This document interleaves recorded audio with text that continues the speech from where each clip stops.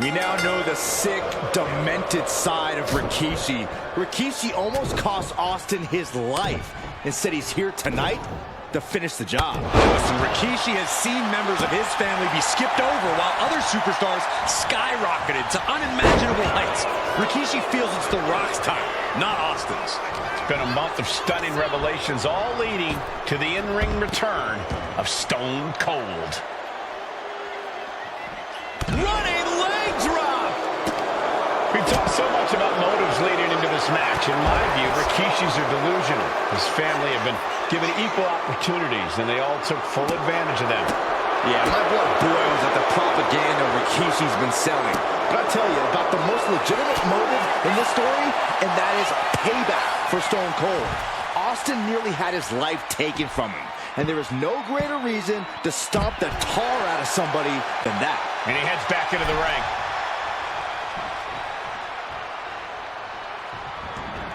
No count out as he takes things out of the ring. Kick to the gut. Ooh, brutal forearm. Oh, no, guys. We better get out of here. Get out of my way, Corey. Spoken like a true man of bravery, Saxton. And modern owners cannot see any legitimate reason why we're Stone Cold like Rikishi did last Survivor Series. I mean, Austin does ruffle the feathers of a lot of people, Michael, but I don't think any of his rivals would go to the disgusting lengths that Rikishi has gone to. Corey, this situation is so far beyond rational thinking. It's so personal. What does Stone Cold have to do in this one to leave here victorious against... Oh, this is what you get. He had that coming. Ooh. We talk a lot about Austin being prepared for a fight. Talk about the rattlesnake preparing to make Rikishi a dead man. But right now it's Rikishi doing the brawl. Rikishi's disdain for Austin looks greater than even we anticipated.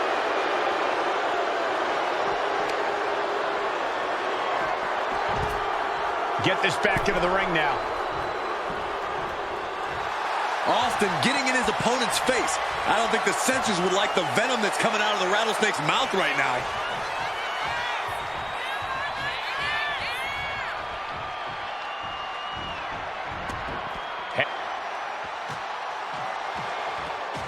Austin and Rikishi trading heavy artillery on the outside, and here comes the rattlesnake. Stone Cold Steve Austin fired up and revenge on his mind. You got to think about how bad Austin has wanted this ever since Survivor Series last year. Been dying to get his hands on Rikishi. All of that venom, all the vitriol inside of Austin being unleashed on Rikishi right now. Remember, this is no holds barred. Anything goes. Austin has Rikishi down. The rattlesnake is red hot. And do you hear this capacity crowd? They want more from Stone Cold. All but he wants to see Rikishi get beaten down like a pile of human filth. And Rikishi with a counter. And Rikishi lately has been calling himself a visionary, a pioneer. All a bunch of garbage, if you ask me. Well, those aren't self-imposed labels, Cole. Those labels are coming from the family, coming from a group of wrestling legends who are proud of Rikishi for standing up and making a change in this business. I have a few labels for Rikishi. Coward, liar, embarrassment. Those fit him well.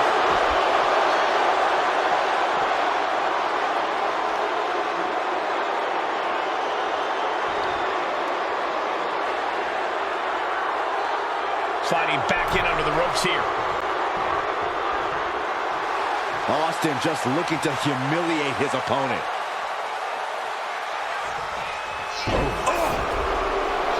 And we know how despicable Rikishi has been, but to throw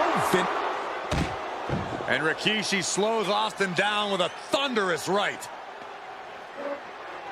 Austin's in trouble. And now steel chair. Oh, and Austin, he just averted disaster there. And now Austin gonna deliver the punishment with the steel chair.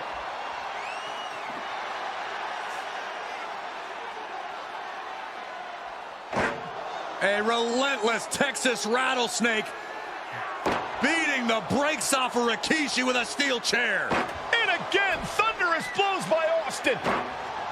Down goes Rikishi. Austin beating the hell out of him. I know Austin has good reason to be doing all this, but he could be taking it too far at this point. I don't think the Rattlesnake is taking it far enough, Corey. Austin wants to put Rikishi's life in danger, just like Rikishi did to him. Austin decompression, 10 months of frustration into the single most important ass-whooping of his life. And now gets tossed into the ring.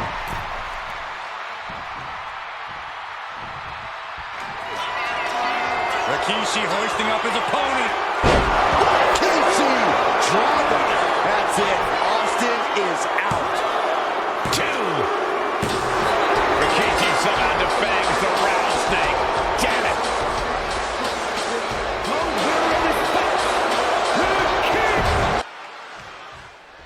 John Cena and Umaga battling here for the WWE Championship. Will John Cena halt the Samoan Bulldozer's path to destruction? Cena's going to have to go all out to accomplish that. No one has been able to withstand Umaga thus far. This brutal Samoan has made a mockery of his challengers and is perhaps the ultimate super heavyweight threat. Cena could be in for the greatest challenge as champion tonight. But if anyone can overcome the terrifying ruthlessness of Umaga, it has to be John Cena. And you just see Cena's legs bend awkwardly off the steel steps. Umaga really pinpointed a target with that attack.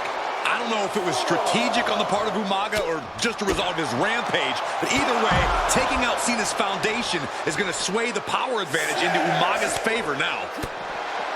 A rare position for Cena in this fight. We can't often say that John's overpowered in a matchup, but this 360-plus pound Samoan bulldozer is more than a formidable. From the top. Diving headbutt. All that size and momentum landing with a sickening thud. No question John Cena has his work cut out for him taking on Umaga, who's been aptly named the Samoan Bulldozer for his relentless offense. Yeah, and while Umaga may not be as refined in the ring as other superstars, his ruthlessness more than makes up for the difference. If Umaga can connect with some truly merciless attacks, then Cena and his title reign could quickly be in trouble. I see how it is. Going to take any shortcut to bypass a clean competition. Hey, there's nothing wrong with a shortcut, Saxton. Umaga is truly a specimen to marvel at, Corey, and his handler, Armando Alejandro Estrada, knows he has a thoroughbred on his hands. There's a difference between thoroughbreds and Umaga, though, Cole. Thoroughbreds can be tamed. Umaga cannot. Estrada can only serve as a mouthpiece for Umaga. He can only help direct Umaga's blind brutality. I think even Estrada knows no one can control the Samoan Bulldozer. Cena has no control here. Umaga is simply overpowering John Cena right now. Oh, perfect kick. Bam! Cena dodges out of that. Muscles up their opponent. Emerald frozen. And Umaga, of course, coming from a very rich heritage. Some of the greatest athletes in any sport come from the Samoan heritage. Umaga's aggressiveness can be troubling. When you're fighting a Samoan, you are battling a tough, scary human being. Reversal. And that turns things around. Super kick. Gosh. Oh, what a headbutt.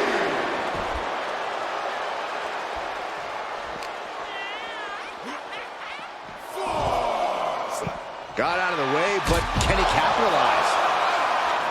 Knew what was coming there. Time for him to get back in the ring. No one wants a count out here.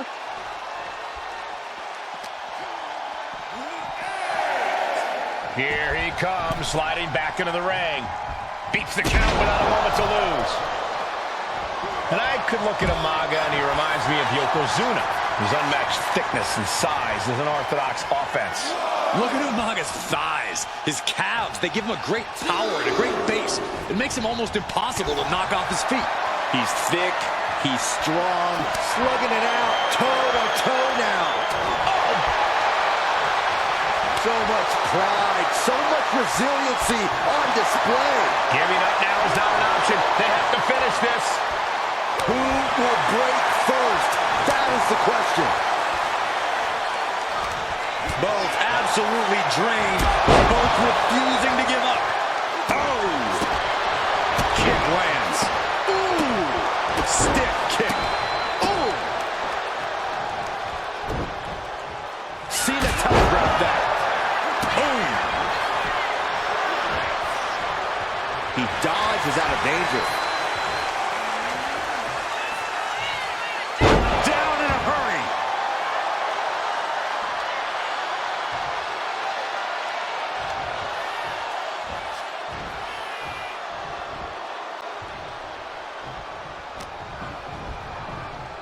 In the corner. And Cena flattened in the corner. Umaga's just overpowering him. Look at the strength. Into the corner, just setting Cena up. You have to start to ask yourself, is the end of John Cena near? I think so. Look Out out! a headbutt. No one has been able to stop Umaga. No one. You are seeing why Umaga is undefeated. Why no one has been able to stop the Samoan bulldozer. Here comes Umaga, and Cena catches him with a boot. John Cena from behind, rolls him up, shoulders down, and a kick out by Umaga. And Cena immediately back into the clutches of Umaga. I'm not sure what else Cena can do here.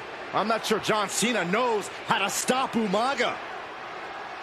And Corey, you know there's no force equal to being on the receiving end of a headbutt from Umaga. It's in Umaga's DNA. Generations have perfected the art of using their own skull as a weapon that could stop an elephant. Belly to belly. Sometimes I look at Umaga and it just scares me. Here it comes. Samoan spike. That might have just sealed the deal on us having a new champ. Oh, the champ awards a 3 count. I knew it would take more than that to put the champ away. But just how much more? Here it comes. Oh, the Samoan spike. We might see a new champion crown. New champion, an undefeated champion. Here is your winner, and the new 3-minute warning going head-to-head. This is an Extreme Rules match, and it's a good thing it is, because neither one of these teams likes to play by the rules or limit their aggressive tendencies. There is nothing on the minds of these men except dealing as much damage to one another as possible. Both 3-minute warning and the AOP excel at brutalizing their opponents and inflicting massive amounts of pain. But only one of them can be the best at it. We can safely predict that this is going to be an exceptionally gruesome and painful match to watch. Pay special attention to Rosie in this matchup. 6'5", 375 pounds. The man can run a 40-yard dash in 4.8 seconds. This guy is a pure athlete. Rosie played high school football with a legendary running back before playing college ball in Hawaii. Imagine being pancaked by the force Rosie brings. Many would call the AOP and 3-minute warning equally brutal. How can one of these teams get the edge in this head-to-head contest? It's true they're well matched, but AOP tends to be the more methodical and calculating of the two teams. If AOP can get control of the pace and smother 3-minute warning's chaotic in-ring style, they'll be in a position to win this. Oh, this is gonna hurt. Man, Rosie and Jamal, Akam and Rezar representing the biggest, most imposing teams WWE has ever seen. Both teams don't care what the motive is, don't care who the target is. Their goal always remains the same, and that is complete destruction of the opposition. We call them equal opportunity ass kickers. The first few rows should take a couple steps back because no one is safe when you're in the vicinity of these teams. They got close there. It could be do or die time. Ooh.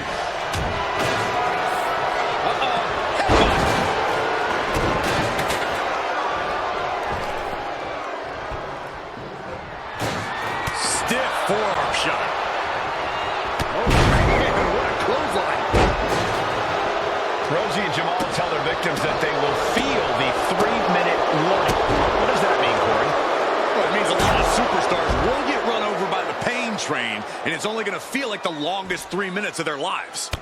When you're as big and strong as Rosie and Jamal, that's how quickly it can be over. At this stage, he's endured plenty of big attacks. This is what we expect out of Extreme Rules. No one is safe.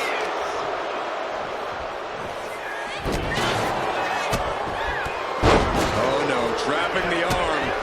Vicious stomp to the hand.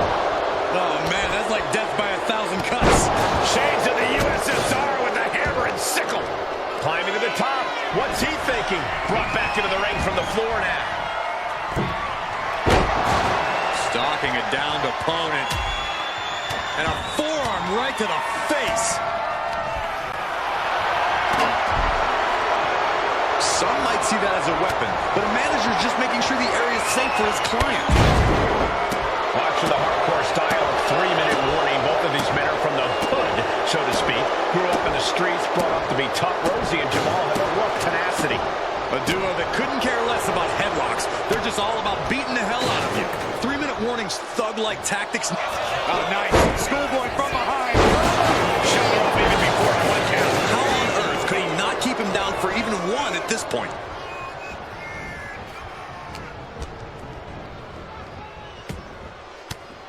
Suplex attempt. Able to go behind, though. From behind. Shot block. Oh, man. Rezar took his head off. Oh, stiff headbutt. Scoop slam, making it look easy. Just look at the size of all these superstars. The ring had to be reinforced before this match. Over 1,300 combined pounds colliding. These men are so big and so thick, it's a challenge to wrap your arms around them. It's really just best to find weapons and walk away. Yeah, there's plenty of weapons to choose from tonight. Just punched him right in the mouth. Relentless. Enough already.